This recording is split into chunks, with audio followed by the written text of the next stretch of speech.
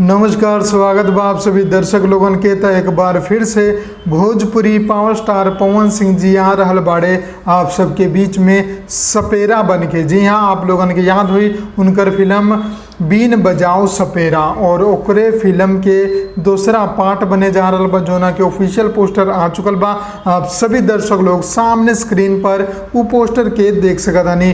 Film के नाम बा बीन बजाओ सपेरा 2। जी हाँ, फिल्म के जोन डायरेक्टर बाड़े ऊ बाड़े रितेश ठाकुर जी।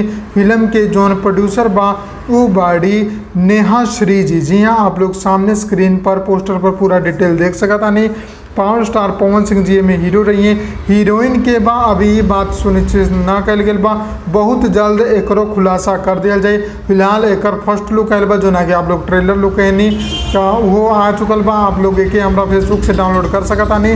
दो पोस्टर बा, दोनों आप लोगन खातिर स्क्रीन पर भी चला देने बानी और फेसबुक इंस्टाग्राम पर भी अपलोड कर देले बानी। लिंक डिस्क्रिप्शन बॉक्स में बा, जाए लिंक पर और जाके फेसबुक चाहे इंस्टाग्राम से ये पोस्टर सबके डाउनलोड कर ली। और फिल्म की शूटिंग कब से स्टार्ट हुई, हीरोइन कौन हुई, विलन कौन हुई, सारा डिटेल आप लोगों के बीच में हम लेके आए। बस आप लोग चैनल के सब्सक्राइब करके हमारा साथ बना रही।